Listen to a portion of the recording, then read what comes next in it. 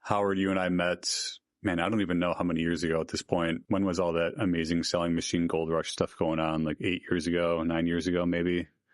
It feels like not that long ago, but it probably was like close to a decade ago. But yeah, we met at a marketing Amazon mastermind, and I think we sort of hit it off right away within just sort of a few minutes of meeting each other. Only a few group conversations happened, and then you and I were sort of chatting on the side at an event that we were at. But I've known you over the years to be like an Amazon selling expert. I know you had a brand and you exited from that, and I don't know, maybe hopefully made a few dollars and that kind of thing.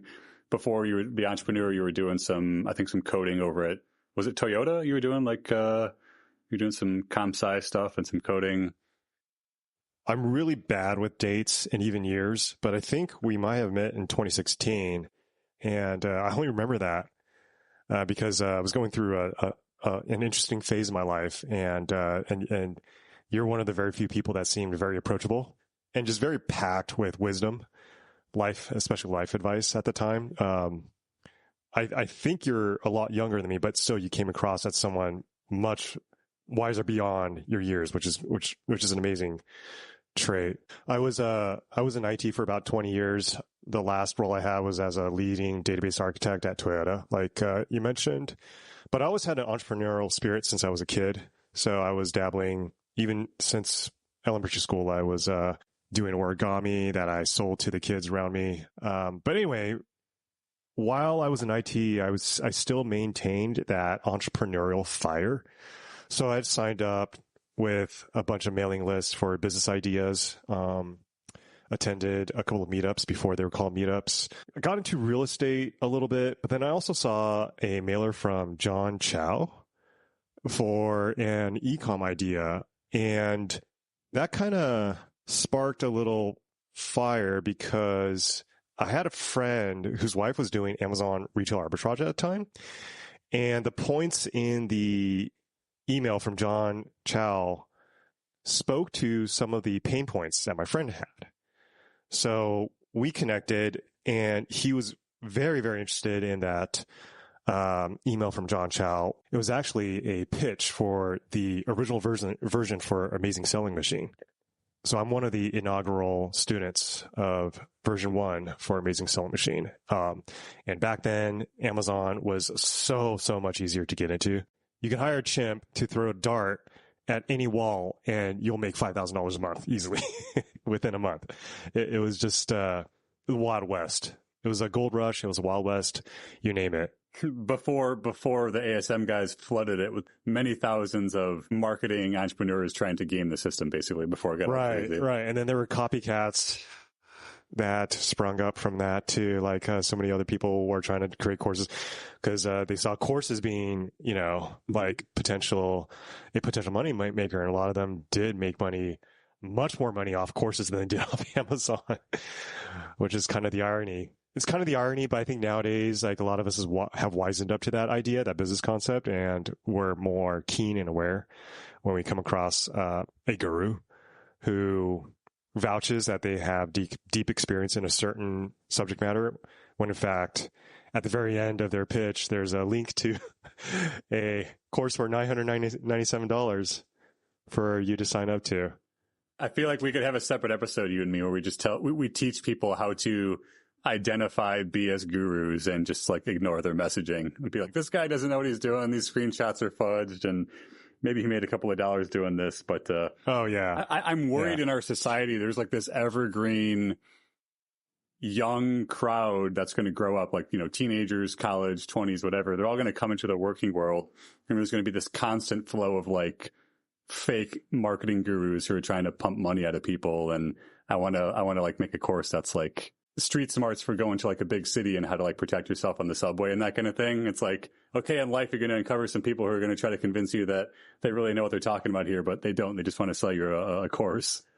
Yeah, definitely. You know what? I actually almost did something like that. So I'm going to have another guy on this podcast. His name is Jim Lillig.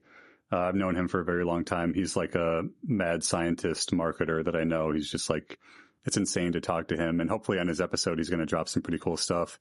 Oh, cool. But at one point, many years ago, when I first met him, we talked about doing some kind of a joint venture together, and I wanted to call it like remember that show Mythbusters that was really popular? Yeah. I wanted to call it Guru Busters, where we acquired an information product from whoever, like whatever these guys were that were selling it.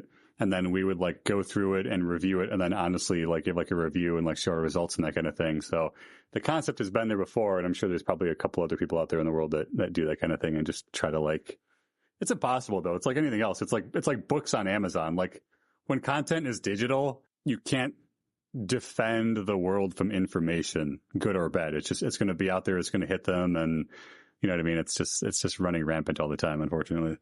Yeah. Yeah. That's when you bring in censorship into the fold, and whether there's virtues, what virtues there are censorship, and where is it too imposing, I guess. But yeah, sorry, I cut you off when you were kind of talking about your history and everything, and getting into the John Chow, you said his name was, and then and the ASM and all that. Yeah, John Chow. Yeah, I think he was. I don't know I forget what he originally did as a marketer. I think he was maybe like a mailing list guru, and then got a ton of subscribers to his mailing list, and then ended up probably saw the opportunity to leverage his mailing list to be an advertising platform, so he could get a cut because of the impressions and eyeballs that it gets. And so Amazing Selling Machine popped up, overlapped with a lot of the points that my friend had questions about as he was doing retail arbitrage on Amazon. I think he was doing about 50, 60K a year at that point. This is back in 2012, 2013. And we found a lot of nuggets of information in there, information that would have taken us forever to find on our own. And so it's kind of nice when a course is halfway legitimate and it condenses the information, so that instead of spending 5 years having random conversations and spending random effort to connect with different people to arrive at the answers, that a course can deliver to you within a week, even if it leaves several other questions unfulfilled and unanswered. I attribute Amazing Selling Machine to being a large part of where I am today, and the successes, but also trials and tribulations that I experienced in my Amazon journey. But yeah, so long story short, I exited out of the Amazon business, which was heavily reliant on the end due to paid traffic. It was heavily reliant on paid traffic to generate traffic and, get customers in to our product page to be able to click through and buy it. And that coincided with Amazon increasing the amount of real estate all across their properties for ads. So they were taking away organic placement and substituting with paid. So that really cut into our margins, despite the fact that a lot of our efforts over the years was to try increasing our organic placement on Amazon. So after exiting that, I still had another very small e-commerce brand that I partnered with a friend that's also primarily selling on Amazon. And I wanted to see if there was a more organic evergreen strategy to drive traffic instead of relying on paid traffic. Now, I think part of me felt that web SEO was maybe the last frontier for organic, but paid placement is definitely taking more and more real estate all across the web. But I don't know, there's just certain platforms, I think like TikTok and YouTube, where organic still has a place today. But generally speaking, back then I just felt that pay to play was becoming more and more the issue, and just the fact that we had 50% of our sales on Amazon being driven by PPC, it didn't really sit well with me. And so at that point, I felt like the last frontier to try to understand and tackle for driving organic traffic would be web SEO. So that led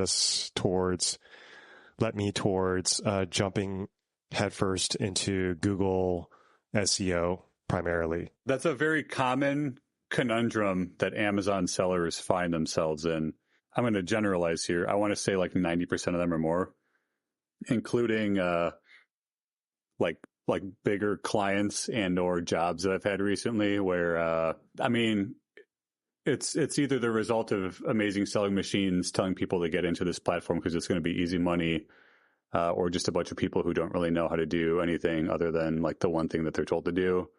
But yeah, the big conundrum is they start putting their stuff on Amazon and they have absolutely no idea how to get actual organic traffic and sales to their product pages, their brand, whatever you want to call it. But yeah, there's very few people that know how to do that kind of thing, to grow off of Amazon and to have some organic traffic from Google and, you know, just anywhere else. Yeah, I think it's really tough. And I think trying to grow traffic offline, I think so looking back, I feel, you know, if a lot of us Amazon sellers had jumped onto, say, Instagram on the earlier days, in the days of 2014, 2015, then it would have been so much easier to grow an audience. They were able to capitalize on platforms that were underutilized, underleveraged by other sellers that would compete with them in the space, right? So it's kind of like they took advantage of being the first mover advantage, I guess, as a concept from business school. Never went to business school, but anyway. Yeah, they talk about that a lot. Yeah. Yeah. So looking back, I feel I was too focused on Amazon, but to your credit, I think it would have been advantageous with having, you know, back then having diversified my traffic sources, say, off of Amazon instead, and then build that audience off of Amazon. It's just that I think the circles that we were in, the gurus and mentors that we're speaking to, they also were very much primarily focused on Amazon. So even though they had the idea of, yes, you should diversify your traffic, yes, you should go to Instagram, they couldn't speak too deeply about that. So if they didn't speak too deeply, then, you know, if they only gave lip service to Instagram, then for people like, I don't know about you, but people like me and others like me who don't come from a marketing background, we come from IT or some other career trajectory, will come into Instagram and go, okay, well, what do we do with this? You know, what type of content to create, how to do research, if there's any research involved. Do we just throw things up on the wall? Is that what you're telling us? Which will lead into something I want to talk about for SEO, how I started my SEO journey. It's just that at that time, I kept hearing the 80-20 was just focused on Amazon. I'm looking back, it's like, oh crap. I don't think focusing primarily on Amazon was really the right move, you know? I was able to exit due to the COVID bump in e-commerce where everything was shut down and everybody bought stuff online. Mm-hmm. But for the 2 years before that, our business was bleeding a lot of cash. So it was saved by COVID and we were to exit based on the performance through COVID. But yeah, looking back to several years before that, I just feel that if we had just diversified our traffic sources, I'd probably still be running the business, to be honest. Yeah. Who knows? Maybe I'll exit because the business valuations post-COVID were really nice. So it was a nice time to exit. Like everybody exited in a flood and dumped their businesses onto what are called aggregators who bought all these businesses, which nowadays, I know I'm totally digressing. Sorry, but no, actually I just had a lot of conversations about this with my previous employer. He knows some of the aggregators and he would always talk to me about, like, we were talking about how the aggregators are dying because they kept on foolishly buying a bunch of dying Amazon brands at the wrong time. And now they're all basically, part of his business model was to find brands that aggregators picked up that still had assets and inventory, but these aggregators or the brands themselves were going bankrupt and like buy them for pennies on a dollar, basically. So, no, you're making sense. I mean, you're going in that could be another episode for another day, but yeah, that definitely checks out. Yeah, definitely. I think that's a shrewd strategy. I don't know if you want me to say something. No, it's that space, but I think that's definitely a shrewd strategy, and I'm kind of seeing the same things, just acting more of a Amazon outsider, semi-outsider nowadays, but looking in and seeing the headlines. Yeah, that there's been blow-ups with these aggregators, and other firms are picking up these aggregators for pennies on the dollar. Like aggregators with billion-dollar valuations at their peak are now being sold off for pennies on the dollar, for sure. So then how did you, so this was like your revelation basically, well, at some point, or maybe you knew already that you had to adjust and get into organic SEO. You had to do something else to help this brand continue growing. You couldn't just rely on spending all of your money on paid sponsored ads on Amazon.com. You need to, I guess, go to the biggest source of traffic to ever exist, which is the Google search engine. So that's kind of what it sounds like you were thinking about doing, and maybe the direction you went in. Yeah, definitely.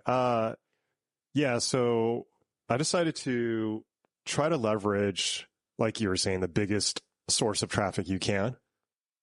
And I remember talking to a consultant, hint, I think you'll probably know who this is. I remember talking to a consultant who had advised to just crank out 100 articles and see how it goes. I don't recall there was much strategic guidance beyond them, because I think he's somebody who seems to have a decent understanding of anything and everything regarding digital marketing out there. And he's a little, and a pretty, definitely a deeper understanding than, say, myself in any of the pillars of marketing.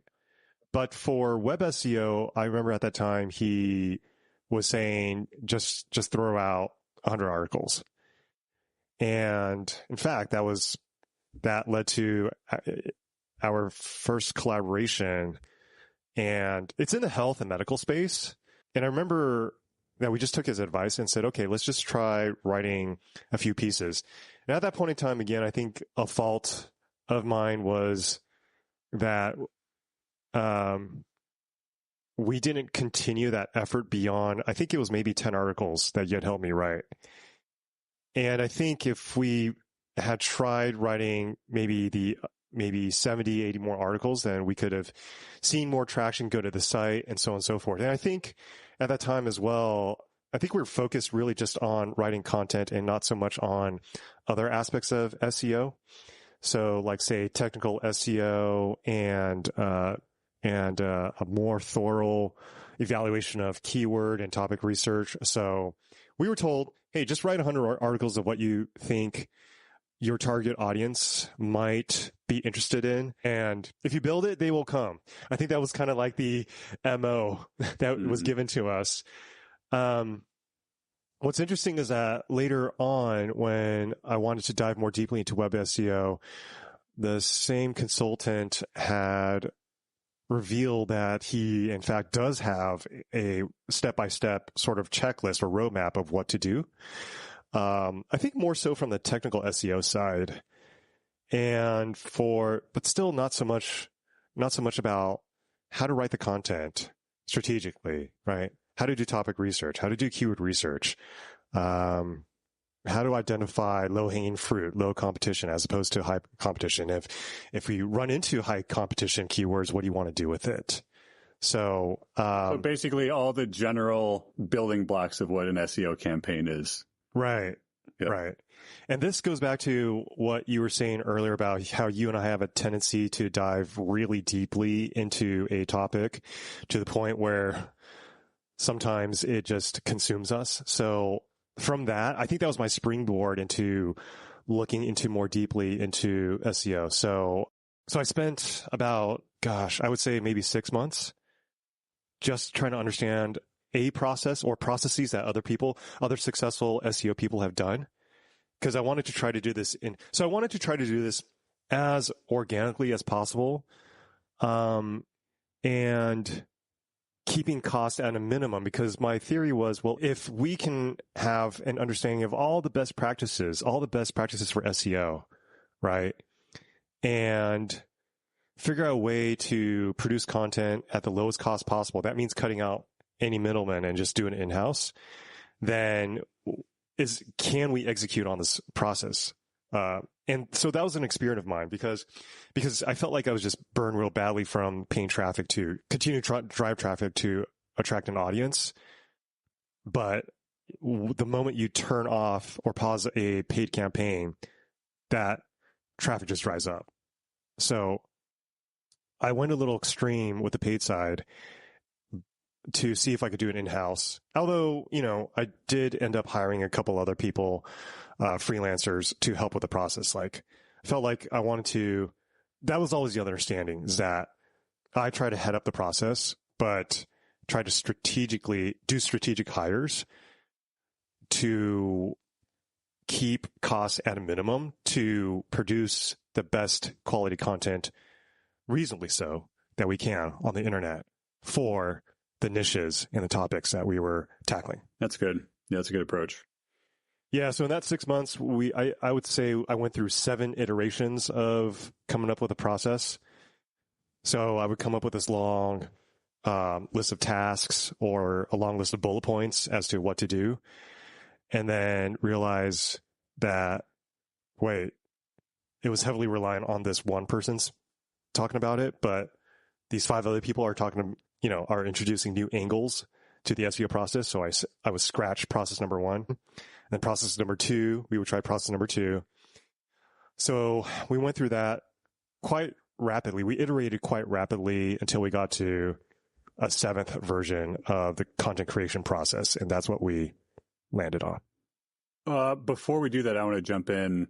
I do want to hear about that process, because that's kind of like the meat and potatoes of this episode. Where did you cut your teeth? Like, where did this 6-month research process happen? Was it Googling a bunch of articles that like SEMrush and Ahrefs and Backlinko and like some of these other major SEO authority websites kind of showed up and you read their pages? Did you read any books? Did you do any podcasts? Who were you learning from? Like, how did you learn this SEO process to begin with before you started building these, like, these iterations of the roadmap? Yeah, sure. I think I pulled from a lot of resources of different formats, a lot of resources from different formats that you touched upon. So, there were Slack channels, there were blogs, there were Facebook groups, podcasts, everything you touched upon.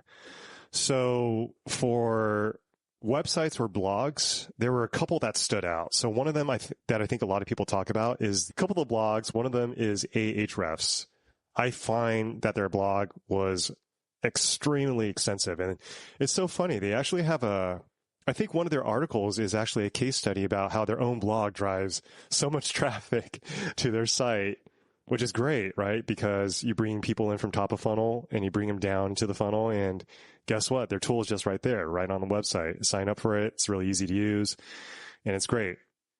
So that was one key source on the web for me to get up to speed on SEO. The second one was a site called learningseo. I've heard of that one recently. That's a very impressive one. Yeah, I didn't know that was out there, but I saw it recently. But yeah, sorry, continue.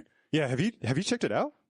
I did. Yeah, I did a couple of weeks ago, and yeah, it's pretty thorough. It's pretty good. Aleda Solis, I think she's the lady who's behind learningseo.io. I should try to get her on the podcast. You should. She should. I feel like she's the anti-guru for SEO. Like, she gives it to you straight. She doesn't try to use flashing text on her sales page to get you to sign up for her consulting or her courses. A disgusting ClickFunnels long form page with a bunch of obnoxious copy on it that's designed to milk you of all of your hard-earned money. Exactly. Yeah, she's not one of those. Good. Exactly. Yeah. She's a real human being, you're saying. She's a real human being. And then from her website, I found her on YouTube. She's got some really good YouTube content too, to listen to. So really good stuff there. And then there were a couple of Slack groups were actually not that great, to be honest. Now I look back at it. Skype, there was one group that was pretty good on Skype, but they were talking more about black hat techniques, which I didn't want to get into. But it's so funny, like, that was really the only thing happening on my Skype account, is seeing this SEO group, and to see them talk about all this black hat technique. It was pretty cool. As someone who has sort of the hacker mentality in me, it was pretty cool to see that scroll by, like, oh my gosh, they're going to really try to do this, and that. I don't want to get too in the weeds on that, but did you ever try any Black Hat stuff, or did you from the beginning just say like, no, I'm not going to even try to do any of that? No. Yeah, correct. I decided I wanted to be as white hat as possible. Yeah. Okay. I was not interested in having one of these Google updates roll out that historically have been, like a lot of their updates have been to tackle Black Hat sites. So I was definitely not interested in that. I was interested in playing the long game, even if it would take a couple years to reach my goals and whatnot. Mm-hmm. Yeah, that's the way to go. I mean, that's SEO is a good practice. It's like, even though it's like a machine algorithm, it's a good way of teaching humanity to just like stay the course, do something the right way, and do it for a long period of time. Like there's no shortcuts to success and riches and all that. It's just like practice the right ethical path, and eventually you'll find your success. But it's a very similar approach and a good life lesson, I guess. I think it is. I think it helps distinguish the different personalities for somebody who, depending on the pursuits that somebody has, right? It kind of separates the get rich quick crowd from those who want to be the tortoise in the race instead, right? But it's at least thinking about my own life, it's very much how old you are. Like what's your status in life, how old you are, how wise you are. Like when I was young, I was in college, whatever. It was like, yeah, let's go to blackhatworld.com and learn a bunch of Black Hat methods and make, $5,000 a month, by next week, and then live happily ever after.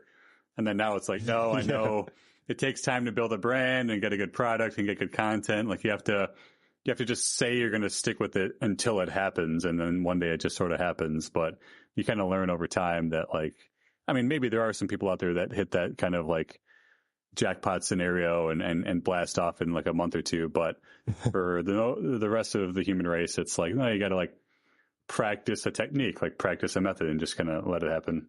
Yeah, definitely. I'm looking at my phone because I'm trying to pull up another lady who's in the SEO space whose podcast is really good, but I can't really find it. I have too many podcasts on my phone. The Authority Hacker is a pretty good podcast for SEO. Authority Hacker and Niche Pursuits. Well, those are two pretty good podcasts that I like to listen to when it comes to SEO. Yeah. Hang on, I'm typing a few notes here for the show notes.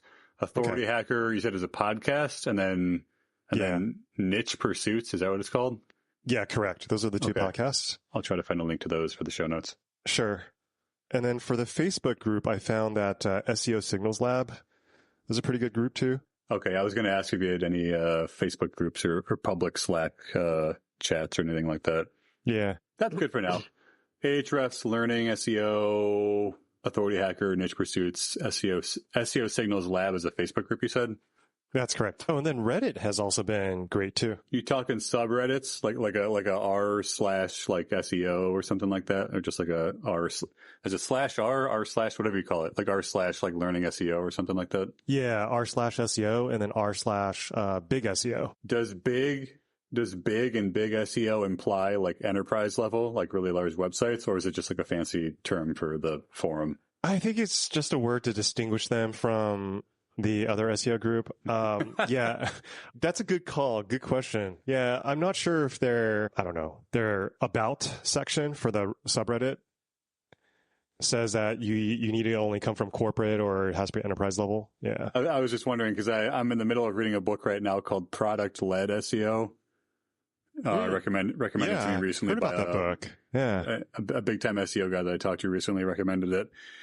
And there's like a whole chapter on how to do enterprise SEO and like large website SEO versus just like, small sites and small clients and that kind of thing. But that's why I was curious if like that forum specifically was about not like, hey, I got a local service where I'm like a barber, or like I have like a food truck, I want to do some SEO. And it was geared more towards like people who have done SEO for like I actually had a conversation yesterday. I had a lunch with a couple of guys.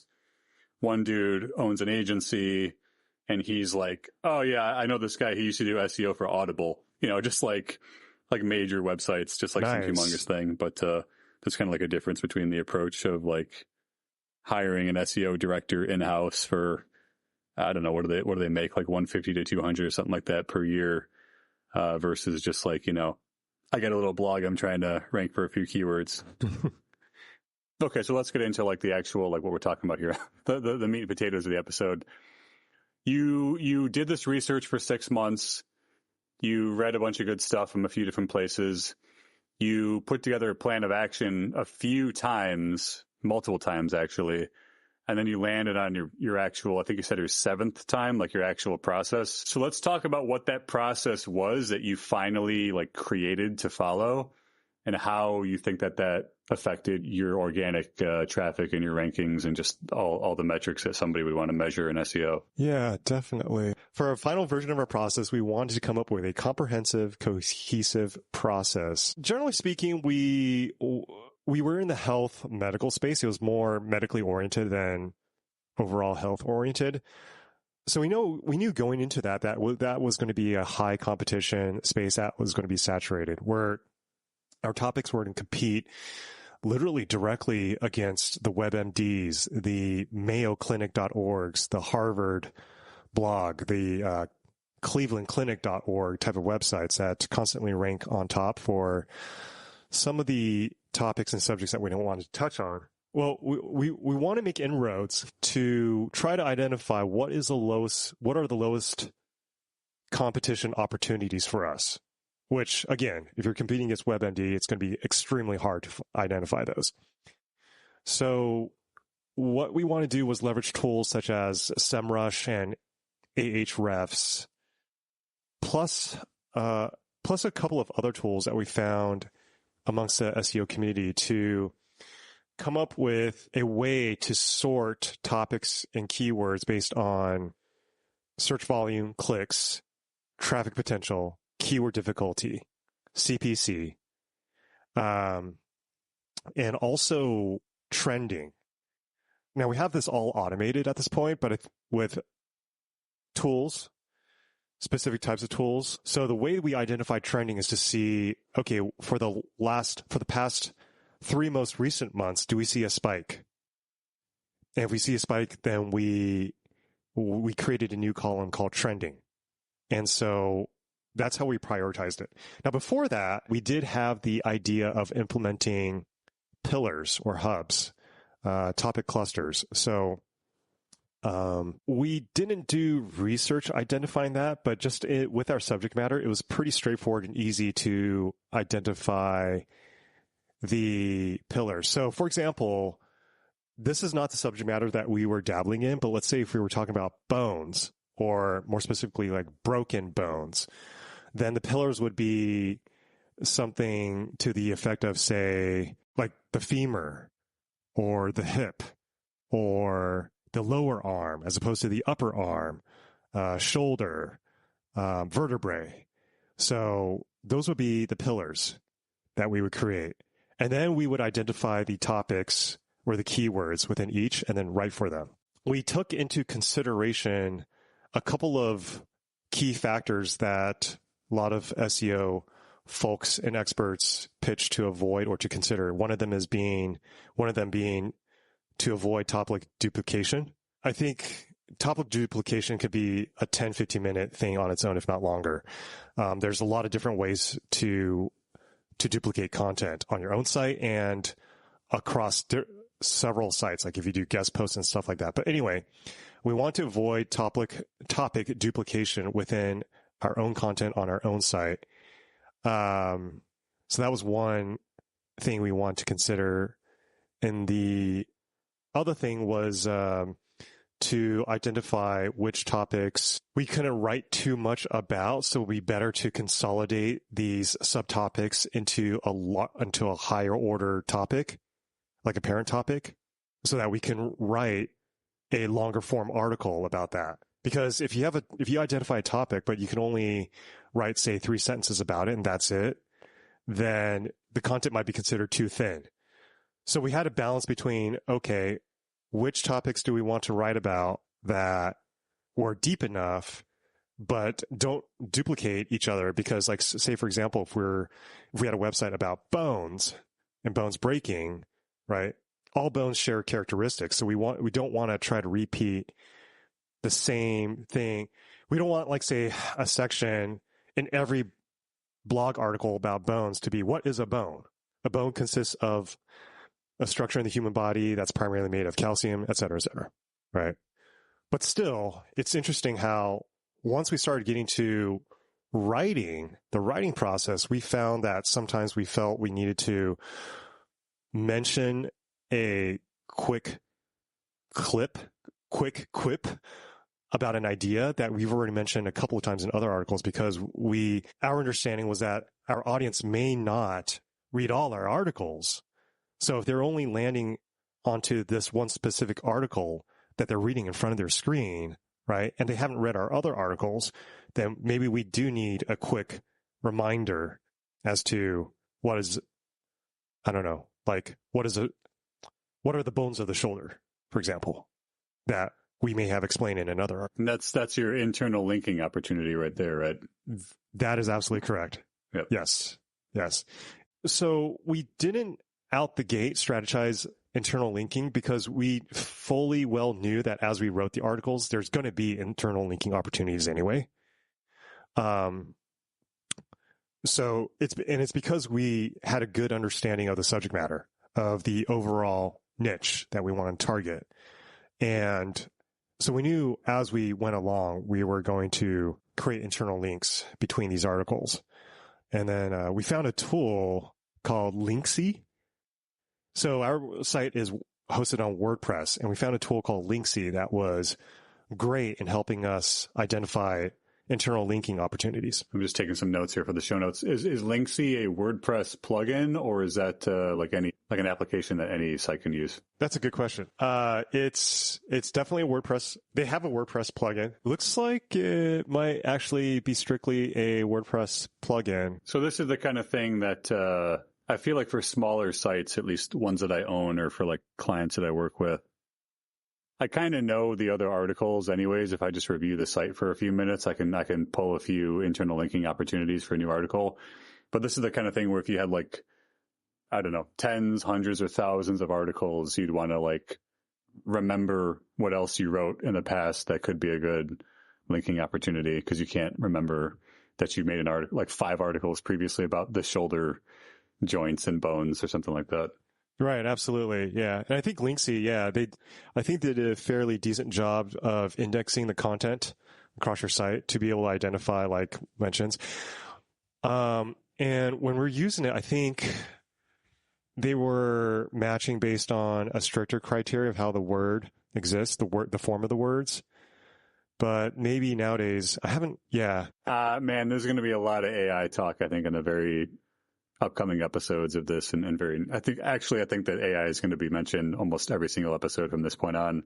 Yeah. From people who do SEO consulting, anyone really. I mean, how AI is going to affect the nature of SEO altogether with like the search result pages, but also how it's going to be used as a tool to make content or identify links or, I don't know, make entire websites really, but we'll see how it all goes. Yeah, definitely.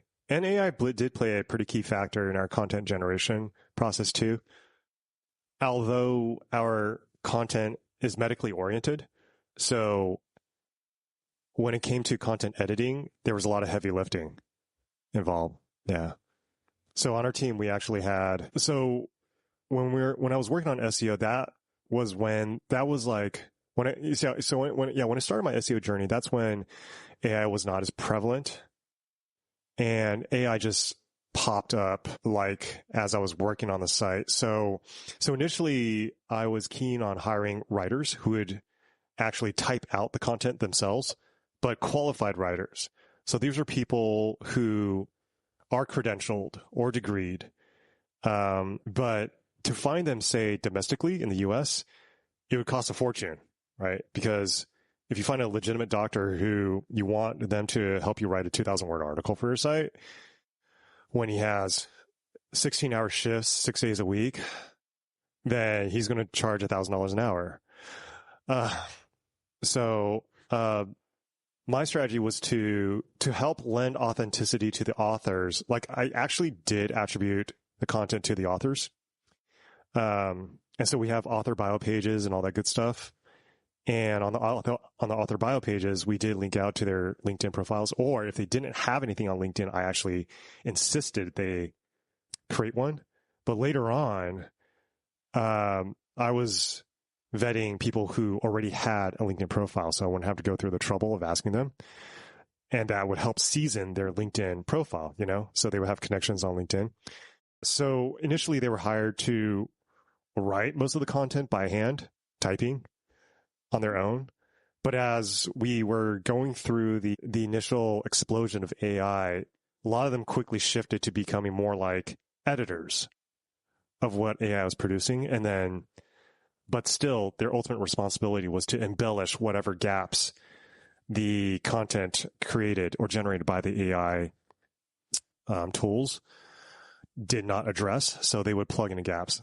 And some of the gaps sometimes range from, this article looks fully formed, or mostly fully formed. So it's good to go. Let's just make some minor corrections, add a couple more paragraphs and good to go.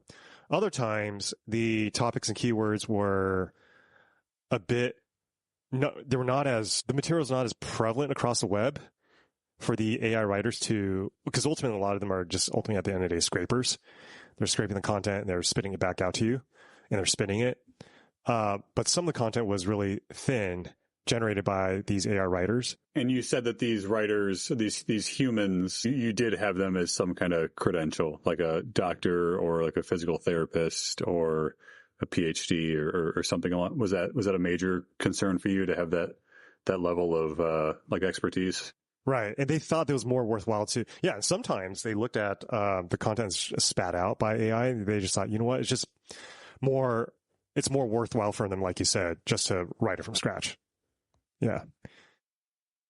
To answer the question you asked, to me, it was critical that they were credentialed because the space is so saturated. It's so competitive that if we had any chance to pop up on search results at all, then we had to get a few key things nailed down. And one of them is that they had to be legitimate authorities writing about medical topics. Short of that, so we definitely got a lot of applicants who sent in, say, I don't know if they were plagiarized certificates. They sent a certification that looked off, or they just simply told me that they were certified. But during our hire process, we insisted that they produce the certification, and we would. We don't know every university in Pakistan or Philippines or even to a certain extent the UK, because we had a couple of writers from the UK or Nigeria and things like that, but we wanted to look them up just to make sure. There were a lot of applicants who would say they attended a certain university, okay, and they would use everything small caps. And to me, that was like an automatic no. Like, you can't even bother to correctly capitalize the name of this dignified institution that you graduated from, that you supposedly got your medical degree from. No, forget it. So they simply typed out, like in their CV and the resume, without producing an actual scan of their diploma or anything. No, that was not going to fly with us. So you did your best to significantly verify that they had whatever they said that they had. You wanted to see maybe a copy of a diploma or some kind of certification or something like that as well, to prove that it wasn't just some AI using freelance writer or something like that. Right. And that was a critical piece, regardless of how the site looked, regardless of the technical SEO, regardless of the subject matter, other than the fact that it was medical, that it was going to be medical content that we wanted to have produced. And to find writers like that took a heck of a long, long time. It took many, many months to even find writer number one. And after finding writer number one, there's still that concern that perhaps he's going to find a more lucrative gig and work for you for a month and go away, even though you spent 4 to 6 months finally finding that one. So I was spending day and night just heading up these job boards, just continually looking until my goal was to get 10 writers. I don't think I ever achieved that goal of finding 10 writers at the same time, because I also understand that they weren't going to be writing full time too. They were freelancers. So they may show up one day and then go through the whole content writing process with you, including editing and all that and proofreading. And they're done. And then life takes them away, but then come back like 2 weeks later, because I want to provide them that flexibility. I don't want them to be beholden to write all the time. Part of that, actually, there was a selfish reason, because I had no idea if any of the content we generate was going to even draw traffic, because it was just a super competitive niche. So once we got to the point where traffic would reach a critical mass, which I still think today it has not, but once it reached a critical mass, then there would be a budget, right? Or at least once we're able to monetize that traffic, right, then that's our proof of concept that this concept has potential. Then let's really spin up that writing team hard. Where did you go to find these writers? Upwork. Okay. I found them on Upwork. Yeah. So I tried TextBroker. I tried a couple of other more generalized Philippine freelancing sites, one of them being onlinejobs.ph. But a lot of them I found through Upwork. I want to back up for a second. And if the answer is no, that's fine. Would you, or unless maybe you want to edit the documents a little bit, your SOPs that you made for this, that you followed along, would you be willing to send me like a censored version of that, like something like a PDF or like a Google document I could share with my audience that's like your roadmap in terms of like the structure and everything, or is that super secret, like top secret internal company data that you can't possibly let anybody else see? Nothing too in depth. Yeah, that's fine. Yeah, just one kind of overview one. I mean, one of the things I'm trying to do with my stuff is just put it out there for anybody to see and use if they want, and then if they want to work with me, they can. But if they don't, not a big deal. But I think it's helpful for like SEO stuff to have like a document that is like the map, like the outline, because there's a lot of, as you're talking about here, there's a lot of nitty gritty that goes into SEO in terms of like everything is a spreadsheet. It's just like, yeah, who's writing the article? How many words is it? Like, what are they talking about? What are the topics? Like there's a brief to a brief to a brief, and they're all connected by like, what do you call those diagrams with arrows pointing everywhere, where it's like, if yes, go this way. If no, go that way. Flowcharts. Yeah. So there's like flowchart arrows connecting a bunch of documents, a bunch of Google Docs and a bunch of sheets. So, but it is kind of complicated to organize that process, where you say, how do I take a bunch of words from Google and turn them into like that's the product. Like that's the thing about product-led SEO. Like the content and the articles on the site are the product you're giving to the world. So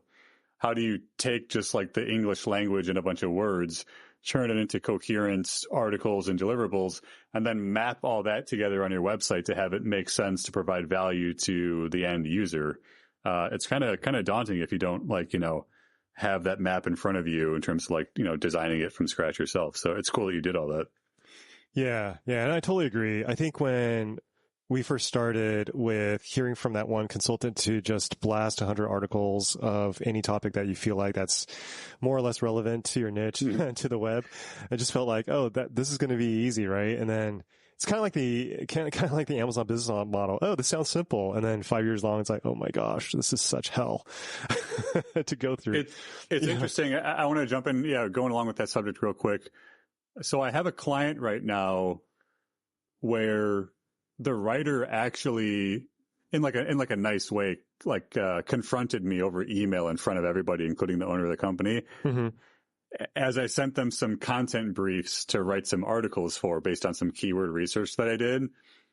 And they basically were like, hey, these are pretty much exactly the same as what we wrote last year for when we had the other SEO guy helping us out. What do I do about this? Kind of I'm like, that could have been I don't know if they don't like me or what's going on, but that could have been a personal one-to-one question for me. Instead, it was a reply all email so everybody could see it. But I basically had to let them know even though there's some overlap in some of these terms, the primary keywords we're focusing on in this article are unique to your website, and we can link those other articles to this article when it's done. So there might be a little bit of overlap here and there, but these are keywords that are freshly researched by me with a new like difficulty score and monthly search volume and all that kind of stuff, so that essentially, like I said a minute ago, explaining the purpose behind like fine-tuning the article and the content you're creating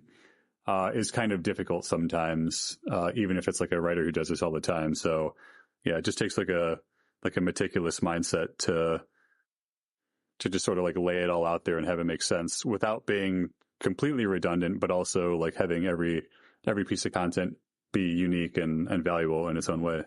Yeah. And I think that gets into including team members into the discussions as to what's going on behind the scenes. Like the reason why I'm sending you this email is, and it helps.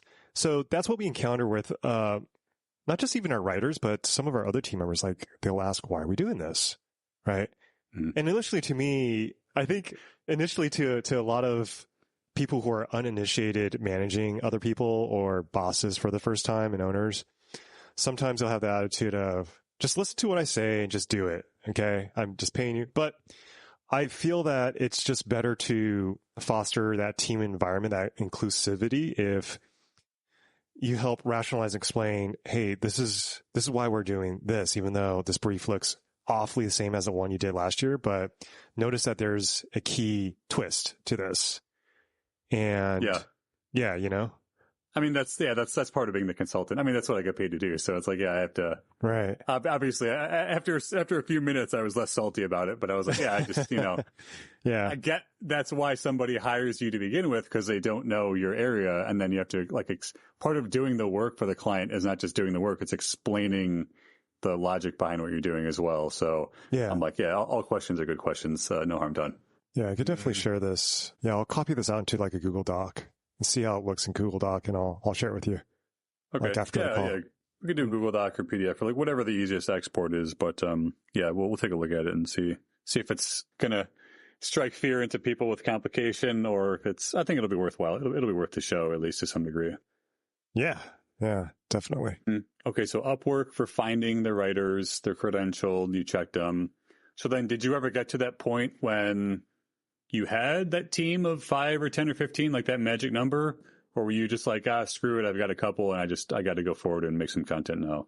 So I had a goal of getting 10 writers on the team, but I never really reached that goal.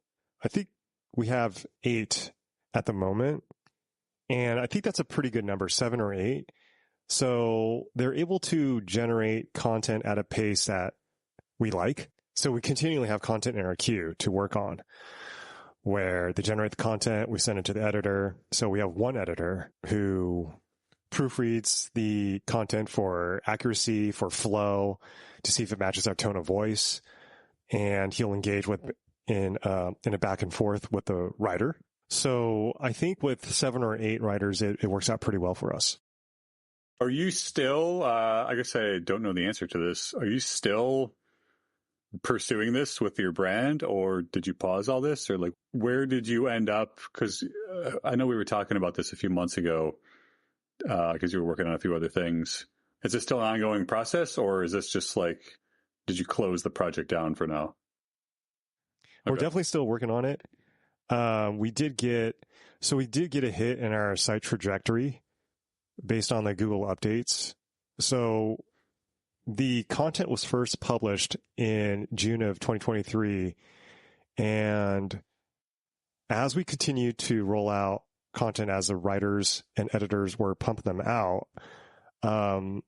by the holiday season of 2023 and going into January 2024, there's a pretty good upward trajectory of traffic.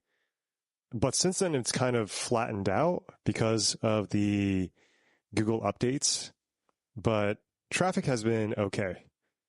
Because traffic did, in fact, hit 7,000 visitors a month in January. So they ran an audit a complimentary audit. They were part of a couple of online marketing groups, I guess, chat groups, chat channels that I was a part of. And so they offered, so a lot of people were getting slammed, and one of them offered to look at my site.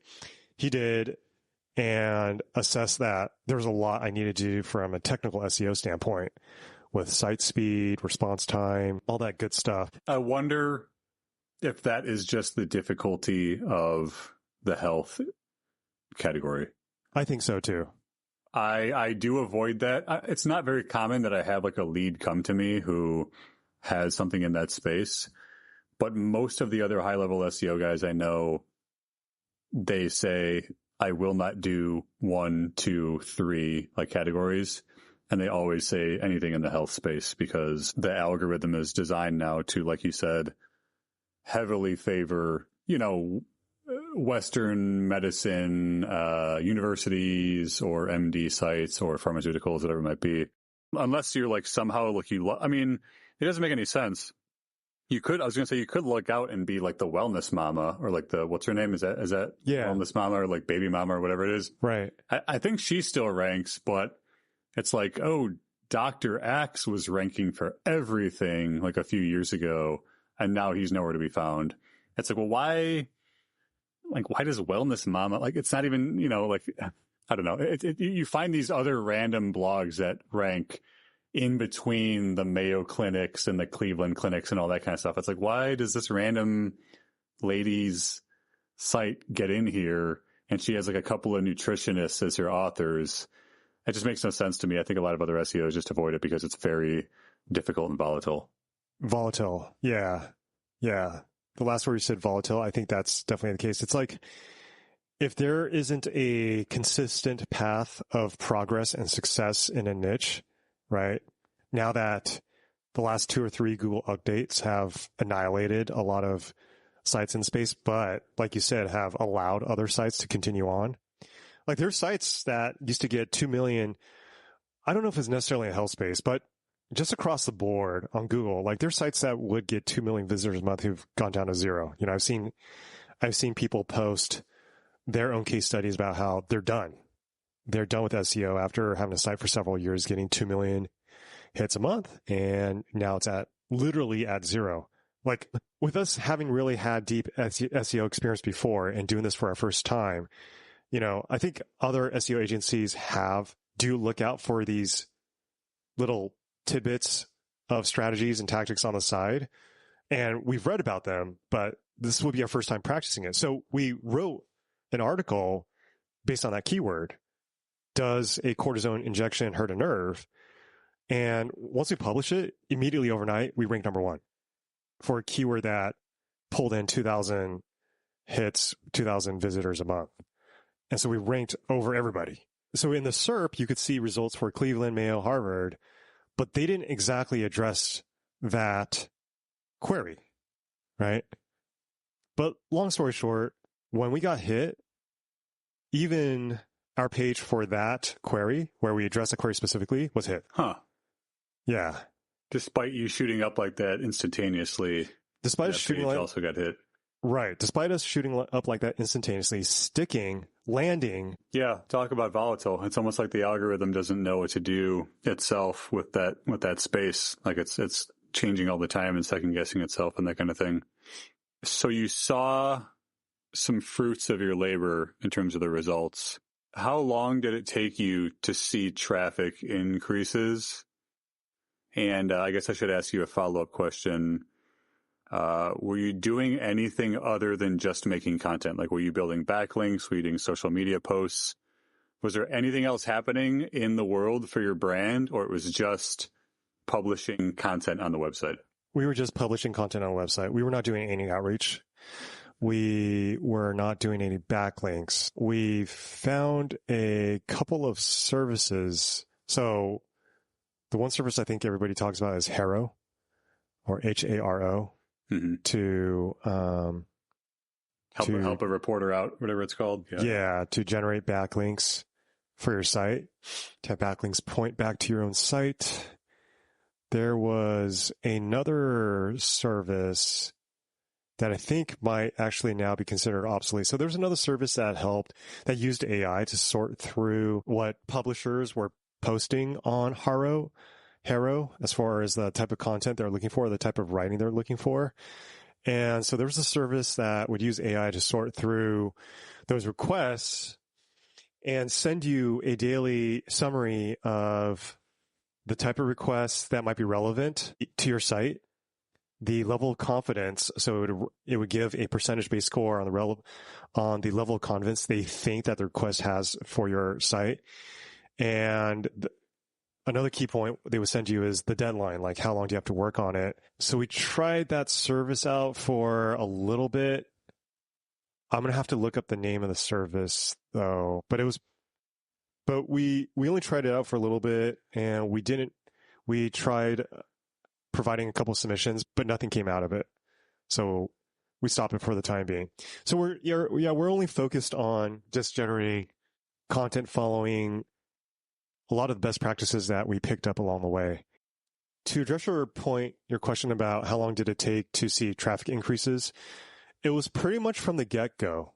So we have about 200 plus articles on the site right now, but when we started first publishing content on the site back in June of 2023, we had about 20 articles ready to go. So we went with the first 20, and the first week was rather quiet. We got a few hits. And then since I would say a month in, that's when we started to see the graph exhibit a really nice upward slope for us. What was the cadence of publishing? Was it once a week, once a month? How often did you put one out? We didn't have a strict publishing cadence. We pretty much just published once a piece of content or a few pieces of content, a few articles were ready to go. Yeah. So we didn't really have just kind of as it got done, basically. As it got done, correct. Mm-hmm. Yeah. Did you know what your domain authority score was before and during this time? Like your Moz DA score? Did you ever look at something like that, or did you not? Wasn't really too focused. Yeah, wasn't really too focused on it, but yes. So starting out, it was 0. There's no authority. And even 6 months in, I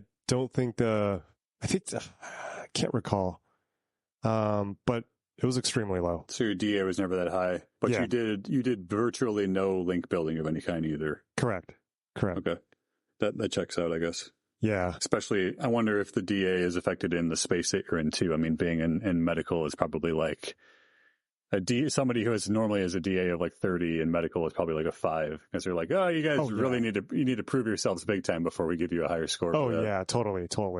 Yeah. And I think backlinks do matter a heck of a lot. And I think just for my gut feel, it would just be extremely difficult to build up, like, say, 1,000 backlinks back to the site, just because it's just super competitive. Because all the other big sites, they have budgets for outreach to be able to connect and immediately get requests for backlinks and to provide backlinks to other sites, So, and I don't know. I think even a couple of them, they're owned by their own publishing conglomerates or publishing companies, where they're starting to spin up their own, like, I don't know, publishing networks or ad networks within themselves, like the WebMDs and stuff.